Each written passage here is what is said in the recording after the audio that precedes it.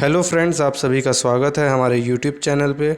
आज के इस वीडियो में हम जानेंगे कि कैसे हम अपने शेयर्स को बचा सकते हैं गवर्नमेंट के आईपीएफ अकाउंट में जाने से। अगर आपने हमारे पिछले वीडियो को देखा होगा तो आप जानते होंगे कि कैसे आप आईपीएफ से शेयर निकाल सकते हैं, क्या मिस्टेक है जिनकी वजह से शेयर्स के आने में दिक्कत आती है। अगर आपने वीडियो नहीं देखे हैं तो मैंने वीडियो की लिंक डिस्क्रिप्शन में दी हुई है, आप उन्हें चेकआउट कर सकते हैं। और अगर आपने हमारे यूट्यूब चैनल को सब्सक्राइब नहीं किया है तो सब्सक्राइब करें और न्यू वीडियो के अपडेट्स के लिए बेल आइकन को क्लिक करना ना भूलें। तो अब वीडियो में आगे चलते हैं और जानते हैं कि कैसे आप शेयर्स को आईपीएफ में जाने से बचा सकते हैं।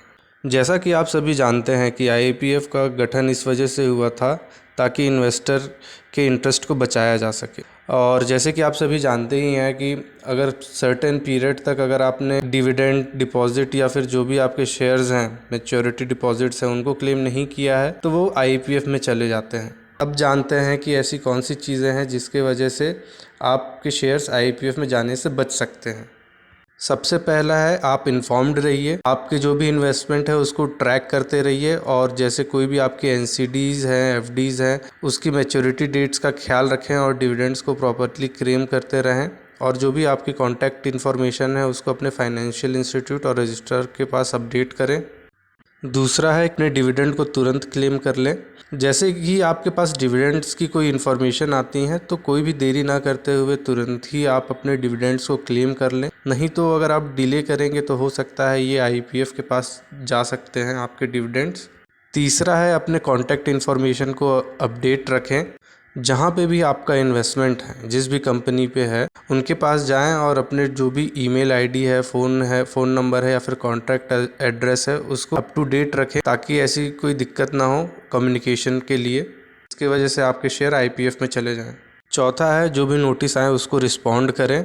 अगर आपके पास कोई भी नोटिस आता है कंपनी की तरफ से, रजिस्ट्रार की तरफ से या डिपॉजिटरी पार्टिसिपेंट की तरफ से, तो उसे नेग्लेक्ट ना करें, उसको तुरंत ही उस पर कुछ ना कुछ एक्शन लें और जिसकी वजह से आपके शेयर्स आईपीएफ में जाने से बच सकते हैं। पांचवा है, अपने डीमैट अकाउंट को कंसोलिडेट करें। आज के टाइम पे हम सभी जानते हैं सभी के पास मल्टीपल डीमैट्स अकाउंट होते हैं ब्रोकरेजेस की वजह से। तो जितने भी आपके डीमैट अकाउंट्स हैं उनको कम से कम रखने की कोशिश करें, क्योंकि मल्टीपल अकाउंट्स होंगे तो हो सकते हैं कि आपको ट्रैक रखने में अपने इन्वेस्टमेंट की दिक्कत हो।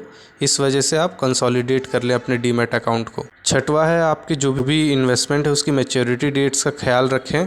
हो सकता है आपने कहीं पे इन्वेस्टमेंट किया हो, कोई भी डेट इंस्ट्रूमेंट में हो सकता है इन्वेस्टमेंट किया हो, या फिर फिक्स डिपॉजिट में हो, या फिर फाइनेंशियल इंस्ट्रूमेंट में हो जिसकी मैच्योरिटी डेट आने वाली है, आसपास में ही हो, तो ज़्यादातर कोशिश करें कि रिन्यू कर लें उन्हें या फिर रिडीम कर लें मैच्योरिटी डेट से पहले, ताकि आईपीएफ में जाने से आपके शेयर्स बच जाएं।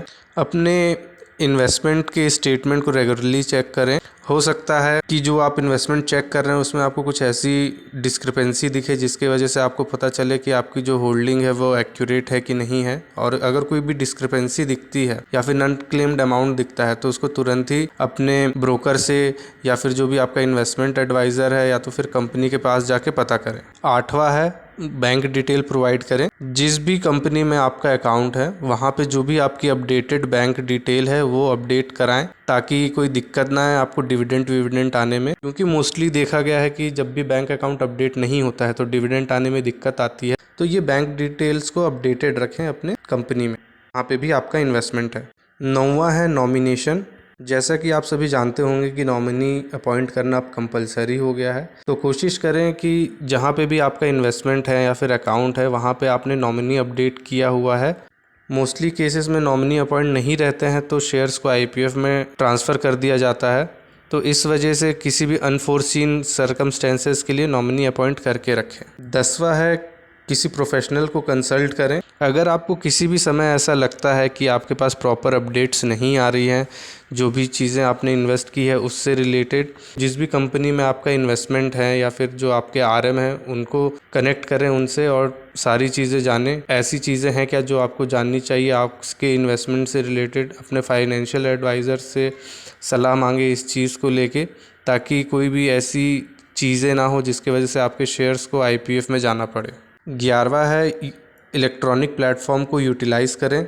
जैसे कि आप सभी जानते हैं आज के टाइम पे सभी के पास मोबाइल है, इंटरनेट कनेक्शंस हैं, तो मोस्टली सारे जो भी इंफॉर्मेशन होती है आजकल व्हाट्सएप पे, मेल पे आने लगी हैं। तो ज़्यादा से ज़्यादा कोशिश करें कि आप जो भी इलेक्ट्रॉनिक प्लेटफॉर्म है जिसमें ये सारी इन्फॉर्मेशन मिलती है अपने को जल्द से जल्द, उस पर अगर आप डिपेंड हो जाएंगे तो आपको ज़्यादा अच्छा रहेगा। फिज़िकल मोड में, यानी कि आप अगर आप सोचते हैं कि आपके पास नोटिस आए तो ये सारी चीज़ें हो सकती है कि कंपनी ने बंद कर दी हो, क्योंकि आजकल सभी मेल और व्हाट्सएप चला रहे हैं तो सारी इन्फॉर्मेशन उन्हीं सारी चीज़ों में मिल जाती है। और 12वां और सबसे इम्पॉर्टेंट है, अपने आप को एजुकेट करें। अगर आप थोड़ा सा समय निकाल के ये सारी चीज़ों में अपडेट रहते हैं, जो भी रूल्स एंड रेगुलेशंस हैं, जो अपडेशंस आ रही हैं, सेबी करती है या फिर IUPF की तरफ से आपको कुछ इन्फॉर्मेशन आती है, इन सब में अगर आप अपडेटेड रहेंगे तो मोस्टली ये चांसेस हैं कि आपके शेयर्स IPF में ना जाएं। तो ये सारी चीज़ें ऐसी हैं जिसके वजह से आप अपने शेयर्स को IPF में जाने से बचा सकते हैं।